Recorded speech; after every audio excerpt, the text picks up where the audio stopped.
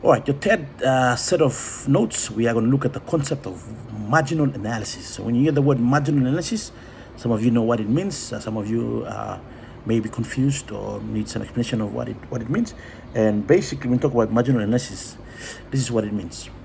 Marginal analysis is an examination of the additional benefits of an activity compared to the additional cost incurred by the same activity, right? Marginal analysis is an examination of the additional benefit of an activity compared to the additional cost incurred by the same activity. For instance, if I produce one car, it's 100,000, right? If I produce two cars, it might be 200,000. Or I can use leftover materials from the first car, and it might be, for two cars, might be 150,000. So this is, I'm trying to analyze the margins at play. All right, companies use marginal analysis as a decision-making tool to help them maximize their potential profits. It's very big in terms of dynamics of running a company. Marginal refers to the focus on the cost or benefit of the next unit or individual. For example, the cost to produce one more widget or spanner, or the cost to produce one more car, one more house, or the profit earned by adding one more worker. Right, the theory of marginal utility was applied to production as well as to consumption. Frederick von Weiser based the value of productive resources on their contribution to the final product by recognizing that changes in the amount used of one product factor would alter the productivity of other factors. He also introduced the concept of opportunity cost. Weiser showed that the cost of a factor of production can be determined by its utility in some alternative use. Example, an opportunity foregone. The concept of opportunity cost, as identified by Weiser, is still widely used in the modern economic analysis. So the biggest thing that Austrian economists gave the world is opportunity cost. They talk about what you must forego to produce something else. For instance, if the Cook factory in Yalebush producing potato chips, the dried fried one in a bag, and producing frozen French fries, you would see that one factory in a given day can produce 50 packets of potato chips and 50 packets of frozen French fries. If they want to go up to 70 packets of potato chips, it will have to cut down 20 packets of French fries. So it'll be 70, 30. So that is where you talk about making costs at the margin, the theory of marginal utility. So when you talk about the theory of marginal utility, it talks about the fact that in a cost of a factor of production can be determined by its utility in some alternative use.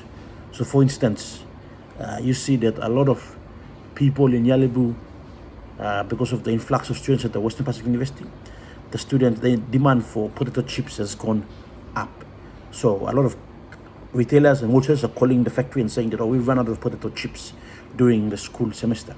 So what the company can do is that if it has 10 workers, 5 for potato chips and French fries, during the semester, it might take out 2 workers from the frozen French fries section of the factory and put them to make more potato chips. As a result, if it's increasing a factor of production, which is labor, that labor that can be used to produce the frozen French fries has been directed to produce potato chips. As a result, the production of potato chips will increase, and then there will be a profit made on potato chips.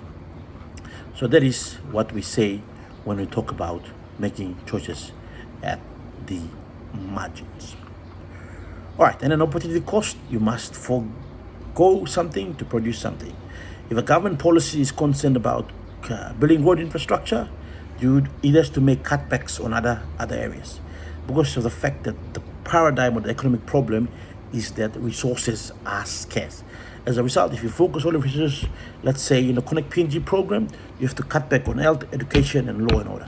All right, if you pour all the money into making roads, all right, all these sectors will have cutbacks because of the fact that is the opportunity cost of funding certain areas or certain factors. All right, now we move on to the slide that says Austrian macroeconomics key pointers. And then basically the first thing there is that monetary over investment theory of the business cycle. The theory focuses on operating cost alone means that the interpretation of the time value is basically investment in time. All right, investment must run parallel to time, and you would see that they're very big on the fact that you must use the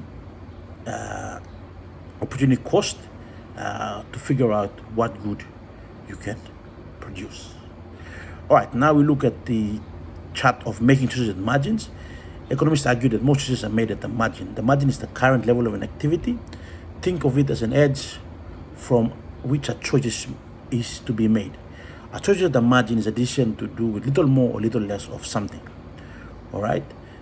When you talk about choices at the margin, you can think about things such as the problem of curtailing water consumption when the amount of water available falls short of the amount people now use. Basically, when you have a dry season and there's less water supply, economists argue that one way to induce people to conserve water is to raise its prices. So when you have a scarcity of water, you raise prices. And a common response to this recommendation is that higher price would have no effect on water consumption because water is a necessity. Many people assert that price do not affect water consumption because people need water.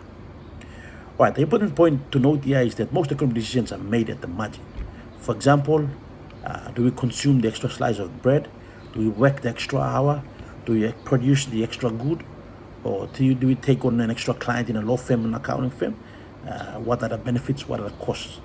All right, these are the daily decisions made by households and firms that determines prices, output, and other important economic quantities.